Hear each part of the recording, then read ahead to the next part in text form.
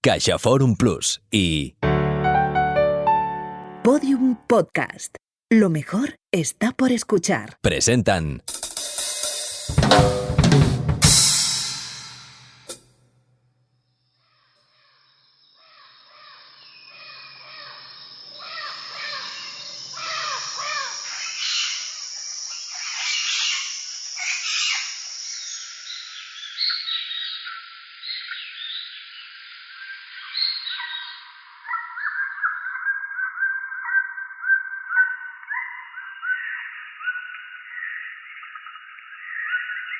Los periquitos identifican a su propia bandada gracias a una llamada de contacto. Los mirlos primavera emiten más de 25 tipos diferentes de sonidos.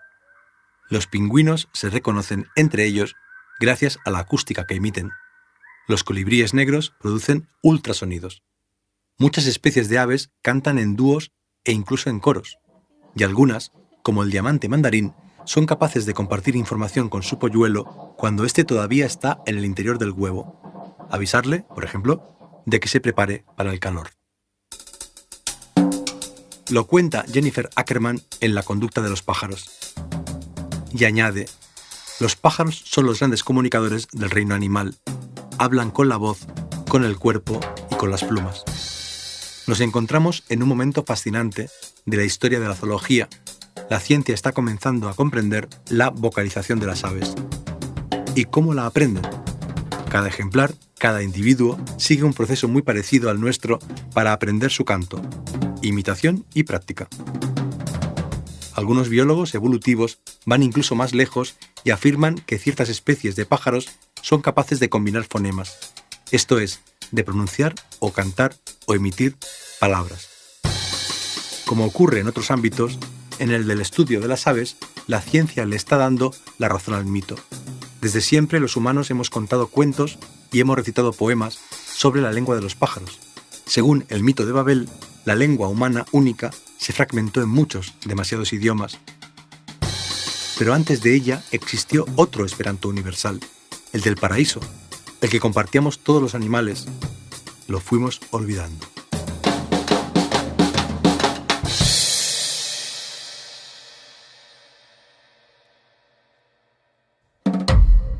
Ecos, de Jorge Carrión. Ensayos sonoros sobre cultura, ciencia y tecnología a partir de las resonancias, las músicas y los latidos del mundo contemporáneo. ¿Aprendemos a escuchar? Capítulo 3. La lengua de los pájaros. Cuando cumplí 15 años, fuimos a caminar por Plaza Ñuñoa. Mientras comíamos un helado, me dijo que en realidad nada tenía sentido, que estar vivo era absurdo, porque las cosas no terminan nunca de encajar, y el dinero es mentira, pero hay que pasarse la vida intentando ganarlo. Los árboles estaban casi sin hojas, la nieve brillaba sucia sobre la cordillera, todo amenazaba con paralizarse de manera definitiva, hasta que él se puso a intercambiar silbidos con los chincoles, las tórtolas y los zorzales. Luego me dio instrucciones: junta las comisuras de los labios, contrae la lengua, sopla fuerte, concéntrate en la música de los pájaros que soportan el invierno. Solo salió de mi boca vapor de agua. Él besó mi frente. Nos quedamos abrazados en la banca, escuchando las palomas arrullar, alineadas sobre el tendido eléctrico, hasta que se hizo oscuro. Recuerdo con intensidad el fin de semana que pasé con mi mujer en el delta del Ebro, uno de los paisajes más hermosos del mundo. En algunos de mis viajes había observado aves, más o menos exóticas, pero nunca en compañía de un experto. Nuestro guía lo sabía absolutamente todo de los abetoros, flamencos y moritos. Los vimos en playas, canales y arrozales inundados. Nos prestó sus prismáticos para que admiráramos sus colores y su belleza. Incluso me dejó el teleobjetivo de su cámara para beneficiarme del zoom que los volvía absurdamente cercanos, casi domésticos. Conservo en mi memoria y en mi archivo muchas imágenes de aquel día, pero ningún sonido. ¿Insistió él en sus arrullos, en sus cantos? ¿No lo hizo? ¿Es demasiado tarde para educar mi oído? Lo he olvidado.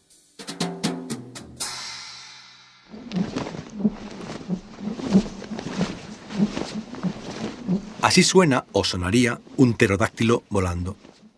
Bueno, así suena o sonaría el dinosaurio volador según los efectos especiales de las películas de Hollywood que te puedes descargar gratis en Internet. Resulta asombroso cómo no solo nos hemos acostumbrado a ver el pasado en movimiento, sino también a escucharlo en todo su espectro sonoro, real y de ficción. Porque el reptil alado más famoso de la prehistoria, con sus alas membranosas de músculo y piel, se extinguió a finales del período Jurásico, casi 150 millones de años antes de que apareciera el ser humano.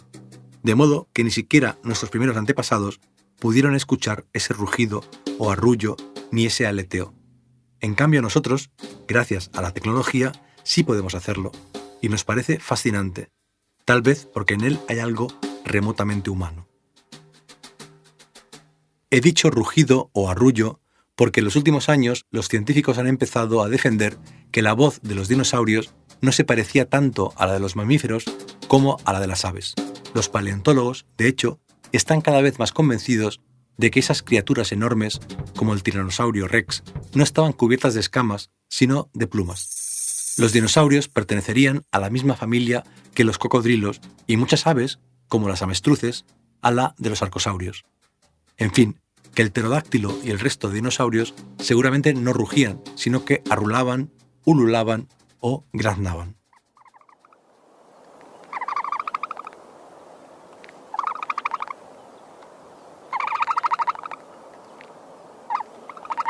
La avestruz brama de ese modo. El canto de los pájaros se produce en intervalos de tiempo que siguen un orden. Las secuencias son conocidas como notas y, cuando se agrupan, hablamos de sílabas. Varias sílabas juntas conforman motivos y los motivos periodos de canto, lo que en poesía se conoce como métrica. Cada comunidad tiene sus propios códigos que las crías aprenden de sus mayores. A las diferentes vocalizaciones, según la región, se les llama tradiciones cantoras o dialectos. Es decir, sobre una base genética, cada grupo produce su propia cultura, su propio sistema de comunicación. Podríamos decir que su gramática y su sintaxis propias.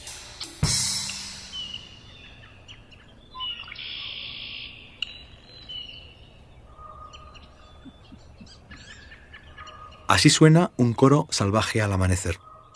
Porque, si seguimos aplicando el campo semántico del lenguaje humano al lenguaje de las aves, podemos sin duda hablar de coros cantores. No sabemos hasta qué punto los pájaros son conscientes de la belleza que generan con sus vocalizaciones, pero sí sabemos que en un bosque o alrededor de un embalse, todos los gruñidos, rugidos, trinos, gritos o cantos se producen en tonos y frecuencias distintos. Así pueden escucharse entre ellos los miembros de una misma comunidad o especie.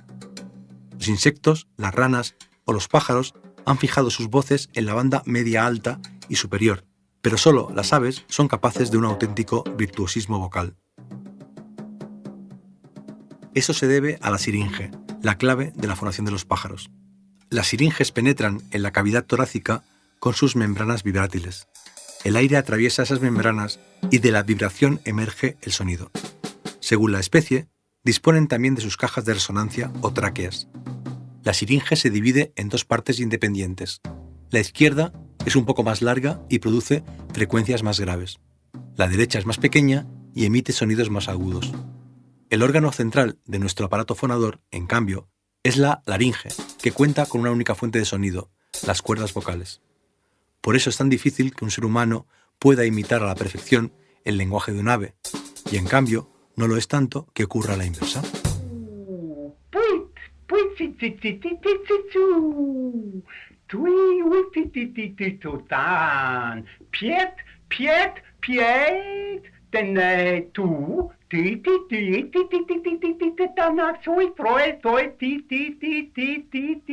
Conscientes de esa carencia, la poesía y la música han aspirado desde siempre a sonar como el canto de los pájaros. Esa obsesión se puede rastrear particularmente en la tradición de la poesía experimental del siglo XX, porque en ella el mensaje inteligible ya no tiene la importancia que tenía la literatura anterior al simbolismo y las vanguardias. El dadaísta Raúl Guzmán escribió en 1919 el poema fonético que hemos escuchado, Ústal. En español, Vicente Huidobro, en Altazor, insistió en esa investigación con estos versos del final del canto cuarto. El pájaro tralarí canta en las ramas de mi cerebro porque encontró la clave del eter finefrete, rotundo como el unipacio y el espaverso. Uyú, uy, uy, tralalí, tralalá, aya, ay, a, ya, i. Medio siglo después, el poeta sonoro Bob Cobbing tituló un poema con la expresión de ese mismo deseo. Aspiramos al canto de los pájaros. Es un deseo de futuro, sí, pero también de pasado, de regreso al paraíso perdido. El lenguaje de los pájaros es un lenguaje de signos transparentes en busca de la transparencia dispersa de algún significado. Los pájaros encierran el significado de su propio canto en la malla de un lenguaje vacío, malla que es a un tiempo transparente e irrompible. El poeta chileno Juan Luis Martínez habló del pajarístico en su poemario La Nueva Novela. Se lo autoeditó en 1977 porque ninguna editorial se atrevió con aquel artefacto que recurría al collage, el diseño y los problemas matemáticos para indagar en las dificultades de la comunicación humana. Hemos escuchado un fragmento del poema Observaciones relacionadas con la exuberante actividad de la confabulación fonética o lenguaje de los pájaros en las obras de J. P. Brisset, R. Russell, M. Duchamp y otros. Un poema que termina así. Nota: los pájaros cantan en pajarístico, pero los escuchamos en español. El español es una lengua opaca, con un gran número de palabras fantasmas. El pajarístico es una lengua transparente y sin palabras.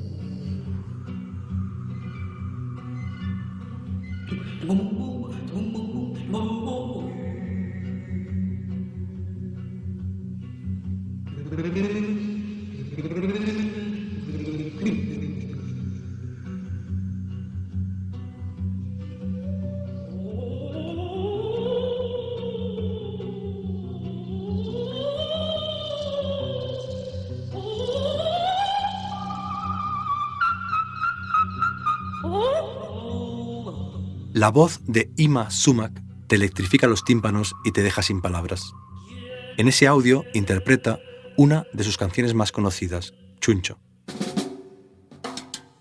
La cantante peruana, cuyo nombre real era Zoila Augusta Emperatriz Chávarri del Castillo, a mediados del siglo XX actuó en películas de Hollywood junto a estrellas como Charlton Heston, cuenta con su nombre inscrito en el Paseo de la Fama y vendió más de 40 millones de discos. Su registro vocal era realmente extraordinario. Llegó a abarcar las 5 octavas, es decir, podía ir con su voz desde la tesitura de sopranino hasta la de bajo, pasando por la de soprano, mezzo-soprano, contralto, tenor y barítono. Su capacidad para armonizar era sobrehumana. Por todo eso es la única cantante conocida que fue capaz de imitar a la perfección el canto de las aves.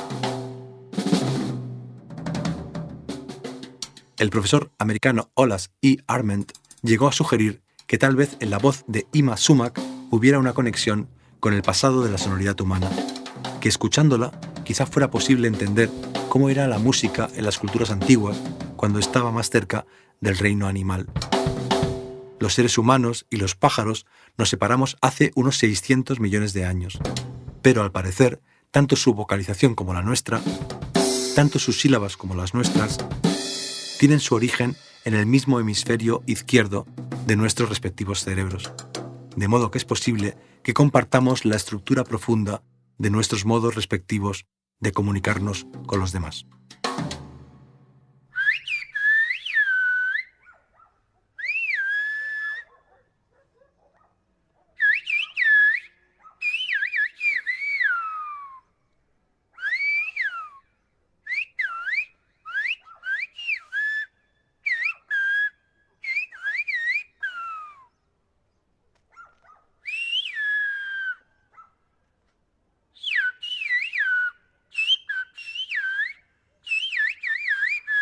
Así suena una conversación entre silbadores canarios. En particular hemos escuchado a los etnomusicólogos David Díaz Reyes y José Carlos Ortega. Para la emisión de sus mensajes, no solo tienen en cuenta el contenido, sino también la orografía. Los barrancos y sus ecos son tan importantes como las preguntas o las respuestas. El silbo está presente en muchos rincones del archipiélago de las Islas Canarias, donde hay constancia de su uso desde el siglo V a.C., pero sobre todo en La Gomera, donde en 2009 fue declarado por la UNESCO Patrimonio Inmaterial de la Humanidad. Lo interesante es que no se trata de un lenguaje natural, sino de un sistema de traducción. Es decir, silbando se sustituye cada vocal o consonante por un sonido. Se distinguen según el tono y la continuidad. Se puede traducir cualquier idioma al silbo, y cualquier hablante de ese idioma que conozca los códigos del silbido podrá entenderlo. Es todavía más interesante que exista en otros lugares del mundo, como Turquía. Pero es una lástima que, aunque sea el sistema de comunicación humano más parecido al de las aves, no nos permita hablar con ellas. La traducción de los idiomas y dialectos de los pájaros llegará seguramente por otro camino, que no tiene que ver con nuestra laringe. Llegará cuando finalmente lo permitan los programas de inteligencia artificial. Lo que sí es ya posible es identificar cualquier tipo de ave por su canto. Esa identificación ya se está utilizando para monitorear plagas o para identificar especies en peligro de extinción. No hay más que colocar micrófonos de gran sensibilidad en un bosque para poder contabilizar y controlar a todos los pájaros que viven en él.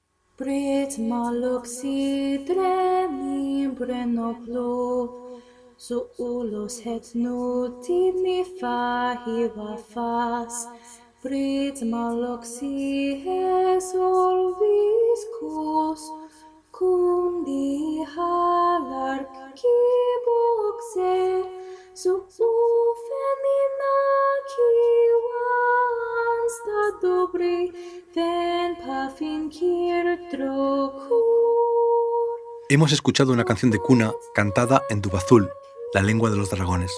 Bueno, la lengua que utilizan esos seres en el videojuego The Elder Scrolls. El Dubazul cuenta con su propio alfabeto y se ha convertido en un código compartido por millones de fans de todo el mundo, que no solo hablan en ese idioma, también cantan en él. De todas las criaturas mitológicas, tal vez sea la sirena la que simboliza el puente entre el lenguaje humano y el lenguaje de los pájaros. Llena el corazón del deseo de escuchar. Con cuerpo de pájaro y torso de mujer, como nos cuenta Homero en la Odisea, cantan de un modo arrebatador, maravilloso, irresistible, destructor. Escucharlas enloquecía a los marineros. Sus barcos se estrellaban contra las rocas y naufragaban.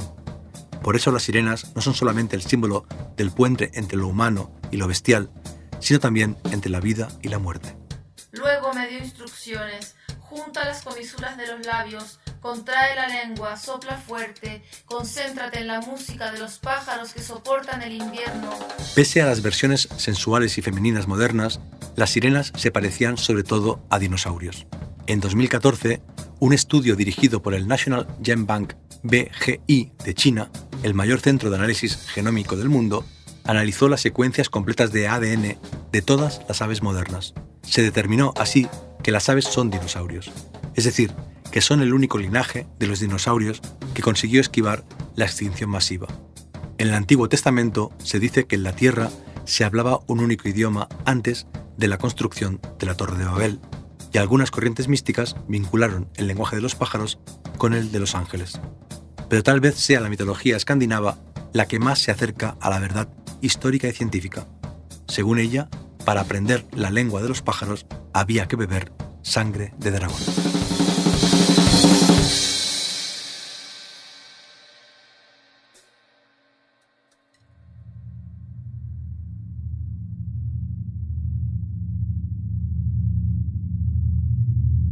En este tercer capítulo de Ecos, titulado La lengua de los pájaros, hemos citado, en orden de aparición, el archivo del Laboratorio de Aplicaciones Bioacústicas de la UPC, el libro La conducta de los pájaros, de Jennifer Ackerman, traducido por María Dolores Ábalos Vázquez y publicado por Ariel, Algunos versos leídos por su autora desde Santiago de Chile a través del programa Riverside de Pájaros que soportan el invierno, del libro Poemas sobre mi normalidad de Begoña Ugalde, publicado por Aérea. Un audio de Raúl Husman de la web de Ratum Musical y el Museo Departamental de Arte Contemporáneo de Rochechouart. Otros de allaboutverse.com y el Cornell Ornithology Lab. El del silbo pertenece a la Fonoteca de Canarias. Y, finalmente, los audios de Avestruz, el dinosaurio, Juan Luis Martínez, Ima Sumac y el Dub Azul, que se reproducen en varios momentos del episodio, los hemos encontrado en YouTube. El planeta está atestado de una vigorosa resonancia, rotunda y expansiva, que presenta un delicado equilibrio. Bernie Krause. Ecos es un proyecto de ensayos sonoros escritos, compuestos, dirigidos y narrados por Jorge Carrión. La edición, la música original y el diseño sonoro son de Andreu Quesada. La voz de la cabecera y de las citas finales de María Arnal. La edición textual es de Ana Rivera. La producción ejecutiva es de María Jesús Espinosa de los Monteros y Lourdes Moreno Cazalla. Una coproducción de Fundación La Caixa y Podium Podcast. Todos los episodios están disponibles en la web y en la app de CaixaForum Plus. Más información sobre el proyecto en la web de Podium Podcast y en las cuentas de Twitter e Instagram @JorgeCarrión21. Madre mía.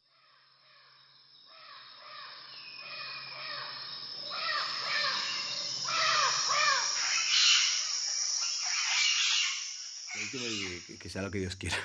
Que quede como sea.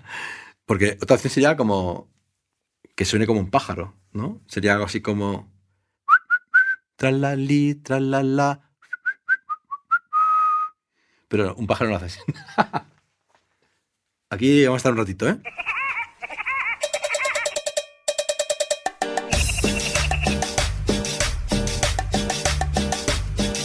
Arnulfo Aguilar.